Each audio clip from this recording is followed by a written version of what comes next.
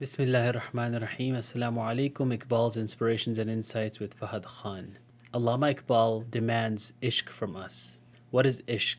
It's really difficult to define that term, but one way to define would be passionate love. Unfortunately, in this day and age, we use that term to define our love for materialistic things or for other human beings around us.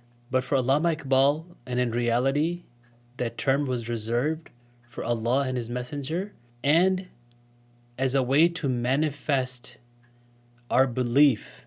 Here's how he explains this.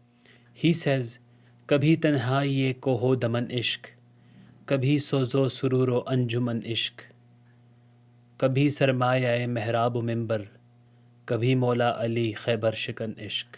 In these couplets, he's talking about the various different manifestations of ishq that can take place.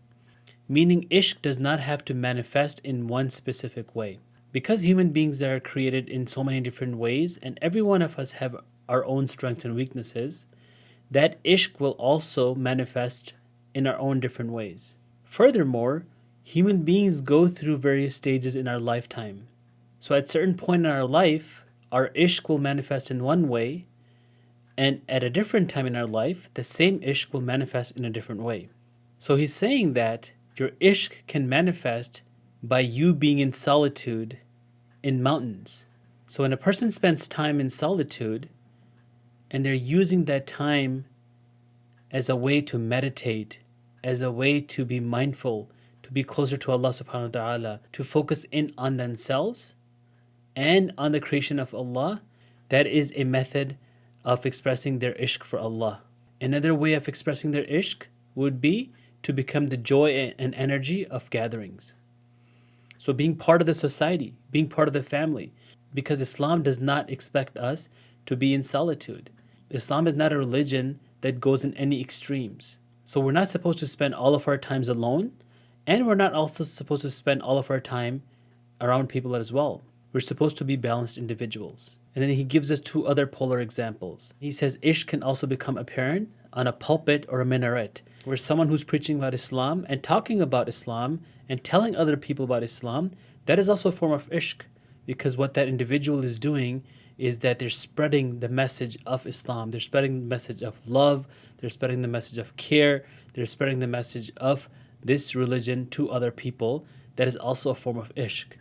But on the other hand, he gives a beautiful example.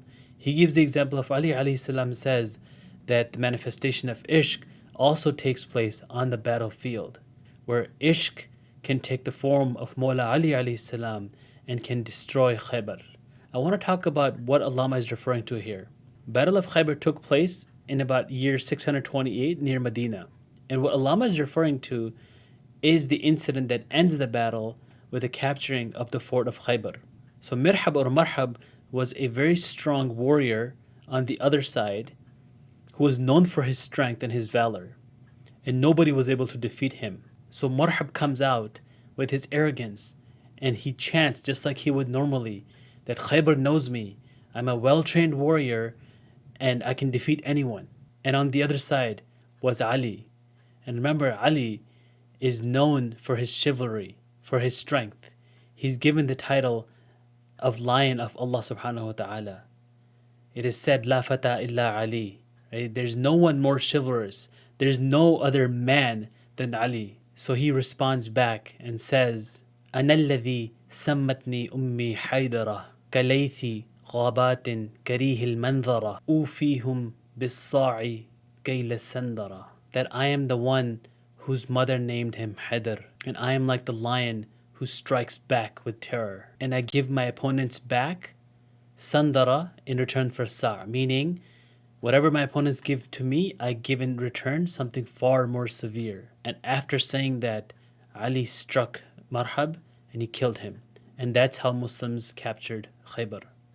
So Iqbal is telling us that one manifestation of ishq is that the believer goes into the battlefield, that acts on the belief, not just uses words on Mihrab and Minbar, but goes into the battlefield and acts on that. We need to ask ourselves, how does our ishq manifest?